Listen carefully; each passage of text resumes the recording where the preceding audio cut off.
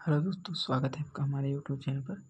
दोस्तों देखिए, मैंने पिछला वीडियो जो अपलोड किया था उसमें मैंने जो है त्रिभुज का क्षेत्रफल कैसे निकाला जाता है अगर शीर्ष दिए रहें तो उस वीडियो में मैंने वो टॉपिक पर बात किया था और क्वेश्चन भी सॉल्व करा दिया था।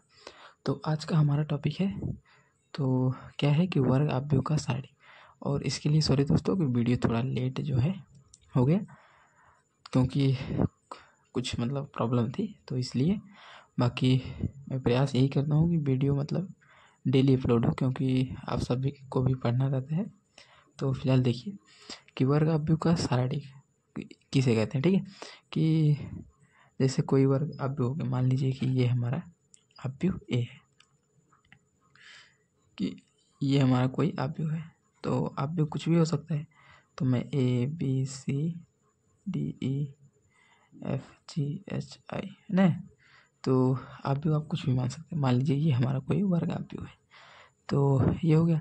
और एक बात और, वर्ग आव्यूह वही होगा दोस्तों जिसकी कोटियाँ हमेशा समान होंगी। जैसे देखिए n क्रॉस n, ठीक है, n क्रॉस n, यानी इसका मतलब है कि 2x2, 3x3, 4x4, तो यानी उसका क्रम जो है समान रहेगा, उसी को हम वर्ग आव्यूह कहेंगे। इतना ध्यान रखिएगा। तो ये हो गया, यानी अगर ये आव्यूह है तो इसका कोई मान निकलेगा ना, तो यानी आव्यूह है और इसका कोई मान निकल कर आएगा। ठीक है, तो ये आव्यूह है, इसका कोई मान निकलेगा कर आएगा, उस मान को हम क्या कहेंगे कि सारणी, यानी वर्ग आव्यूह का सारणी। इस वर्ग आव्यूह का सारणी कहेंगे हम। ठीक है, जैसे ये कोई हमारा आव्यूह है और इसको सॉल्व करने पर कोई मान निकल कर आएगा, उस मान को हम क्या कहेंगे, इस वर्ग आव्यूह का सारणी। वर्ग आव्यूह का सारणी मैं डायरेक्ट समझा रहा हूँ, परिभाषा तो नहीं दे रहा हूँ, ज़्यादा मैं डिटेल में नहीं लिखूँ क्योंकि आपको जो है समझना है क्वेश्चन को। तो देखिए ये हो गया हमारा कि कोई वर्ग आव्यूह है और उसके मान को हम उस वर्ग आव्यूह का सारणी कहते हैं। तो ये तो हो गया, हमें कैसे परिभाषा इसका लिख सकते हैं कि प्रत्येक वर्ग आव्यूह के साथ एक व्यंजक होता है। ठीक है, ओके। तो उस व्यंजक को, यानी उस संख्या जो प्राप्त होगी उसको उस वर्ग आव्यूह का क्या कहेंगे, सारणी कहेंगे। तो ये हो गया। अब एक प्रॉब्लम ये भी है कि मान आव्यूह को हम इससे डिनोट करने हैं, तो सारणी को किससे डिनोट करेंगे ना, ये भी तो प्रॉब्लम हो सकती है। तो सारणी को आप डिनोट करने के लिए ऐसे भी कर सकते हैं, यानी डिटर्मिनेंट ए, या फिर मॉड ए, आप इसको ऐसे भी लिख सकते हैं। और एक ये भी होता है, ठीक है, डेल्टा। आप इन तीनों से जो है उसको व्यक्त कर सकते हैं। ठीक है, सारणी को। ओके, तो सारणी को व्यक्त करने का तरीका क्या है कि डिटर्मिनेंट ए, मॉड ए और डेल्टा ए, आप तीनों में से कुछ भी यूज कर सकते हैं। ओके, तो ये हो गया, ये तो हो गया डिटर्मिनेंट। अब इसको लिखें कैसे, जैसे मान लीजिए मॉड ए बराबर डिटर्मिनेंट है ना, तो ये तो हो गया। लेकिन अब इस आव्यूह को हम इस फॉर्म में कैसे लिखेंगे, तो ऐसे। ठीक है,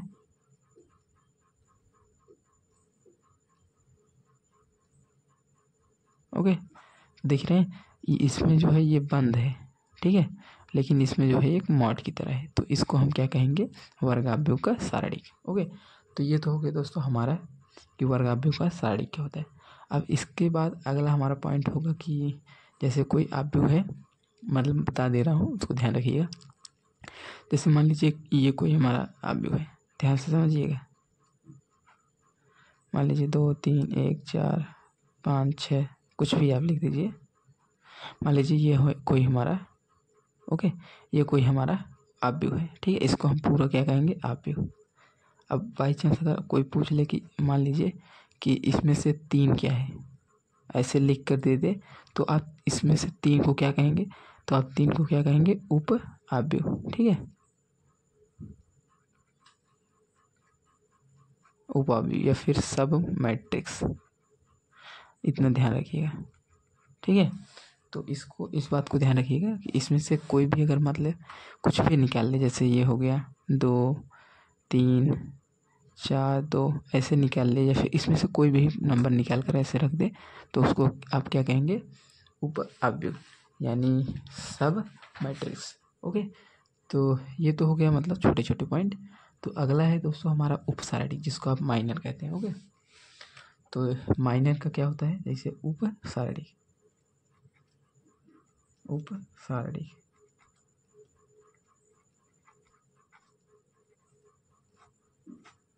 ये उपसारणी, इसको इंग्लिश में आप माइनर कह सकते हैं। ठीक है, जैसे होता नहीं माइनर, तो इसमें से ये आप माइनर निकाला जाता है कि माइनर क्या होता है। तो माइनर अब क्या होता है, ये भी एक डिफिनीशन, तो क्या करूँ बता दूँ। जैसे डिफिनीशन क्या होगा कि किसी वर्ग आव्यूह ए के अवयव का उपसारणिक इतना उस वर्ग आव्यूह का उप आव्यूह का सारणिक होता है। एक काम करता हूँ दोस्तों, मैं इसका जो है परिभाषा लिख ही देता हूँ ताकि आपको भी समझ में आ जाए। ठीक है, जैसे देखिए किसी वर्ग आव्यूह, ठीक है, यहाँ थोड़ा आप स्पीड जो है तेज कर लीजिएगा अगर स्लो लगे। 1 मिनट। हाँ, तो आव्यूह ए के, ये पेन भी नहीं चल रही है, ए के अवयव,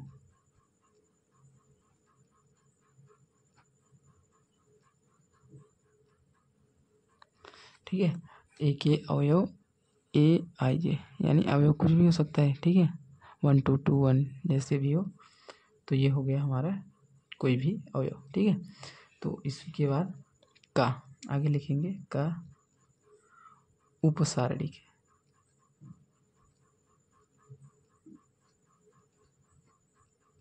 उपसारणिक यम आई जे। ठीक है, उसको हम उपसारणिक को इससे डिनोट करेंगे। ओके, उस वर्ग, 1 मिनट, वर्ग आव्यूह, उस वर्ग उप आव्यूह लिखिएगा ध्यान से, वर्ग उप आव्यूह। ठीक है, वर्ग उप आव्यूह का सारणिक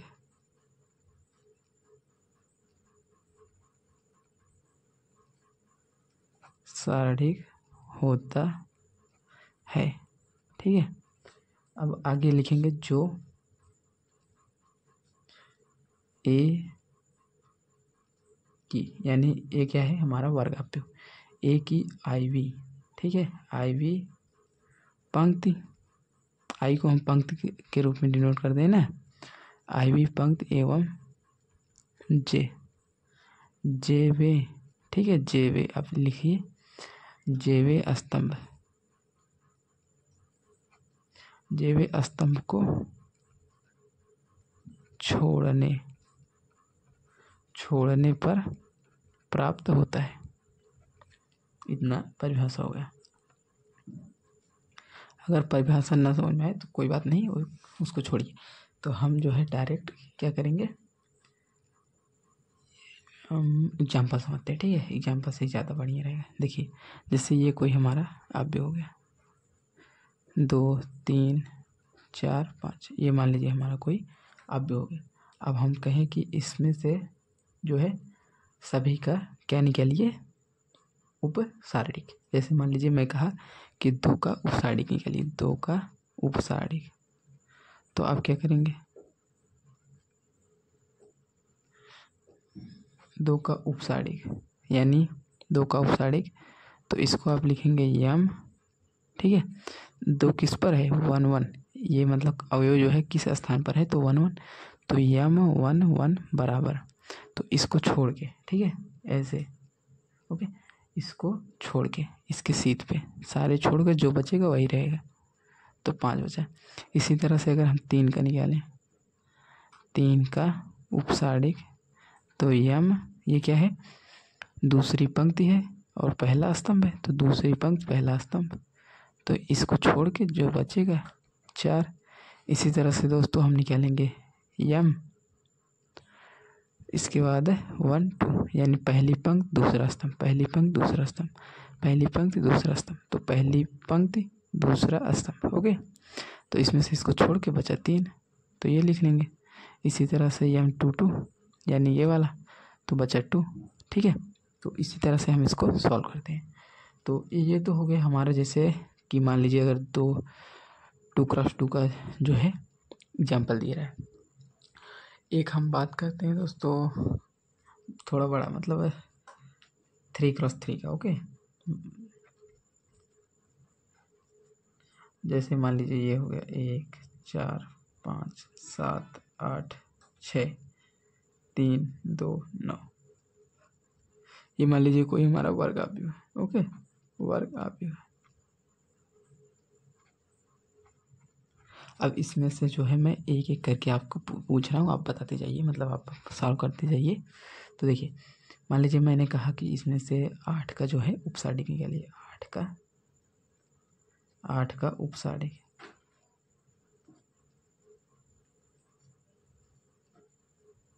आठ का उपसाडिक मतलब देखिए, ये हो गई दूसरी पंक्ति, पहली पंक्ति दूसरी पंक्ति, ये दूसरी पंक्ति और दूसरा स्तंभ, पहला स्तंभ दूसरा, तो यम 2 2। अब निकालेंगे इसके हिसाब से छोड़ के, तो बचेगा क्या, यहाँ से 1, यहाँ से 5, यहाँ से 3, यहाँ से 9। ये याद रखिएगा, इसको डिटर्मिनेंट में लिखना है हमेशा, डिटर्मिनेंट में। अब इसको सॉल्व कर लेते हैं। 9 1 9 माइनस 5 3 15, तो जो आएगा 15 में से 9 जाएगा कितना आएगा, 5 4 6 इधर। ठीक है, ये हो गया। तो ये हो गया, मान लीजिए अगर 8 का उपसाडिक पूछे। इसी तरह से मैं क्या करता हूँ, 6 का पूछता हूँ, नहीं 9 का उपसाडिक। तो आप इतना तो लिखेंगे। अब क्या करेंगे, माइनर को यानी जो उपसाडिक होता है उसको डिनोट किससे करते हैं, यम से। ये हो गया। अब कह रहा है कि 9 का यानी तीसरी पंक्ति, पहला पंक्ति दूसरा पंक्ति तीसरा पंक्ति, तीसरी पंक्ति। ठीक है, तीसरी पंक्ति तीसरा स्तंभ, तो तीसरा स्तंभ। अब ले लेते हैं जो बचेगा। देखिए, इसको छोड़ के जो बचा 1 4 7 8। अब सॉल्व कर लेते हैं। 8 1 8 माइनस 7 4 28, घटा देंगे तो -20 आ जाएगा। तो आई हो दोस्तों, वीडियो पसंद आया होगा। कोई डाउट हो तो कमेंट कीजिएगा। बाकी मैं जो है अगला वीडियो इसके आगे कंटिन्यू करूँगा। तो उसमें हमारा वीडियो क्या होगा कि उप नहीं, सहखंड यानी कोफैक्टर या फिर सहगुणनखंड, उस पर हम बात करेंगे। क्योंकि जो है इसमें वीडियो लंबा हो जाएगा, 12 मिनट का वीडियो लंबा हो गया है। तो बाकी मैं जो है अगले वीडियो में बताऊँगा, उसका एग्जाम्पल भी साथ साथ करा दूँगा। तो अच्छे से समझिए, क्योंकि वो टॉपिक थोड़ा बड़ा है, 8 नंबर में पूछा जाता है। ओके, तो मिलते हैं नेक्स्ट वीडियो में। तब तक अच्छे से पढ़िए और अच्छे से सॉल्व कीजिए। बाकी दोस्तों को वीडियो अच्छा लगे तो लाइक ज़रूर कीजिएगा, और चैनल पर नए हैं तो चैनल को सब्सक्राइब कीजिए। देख लीजिए ध्यान से।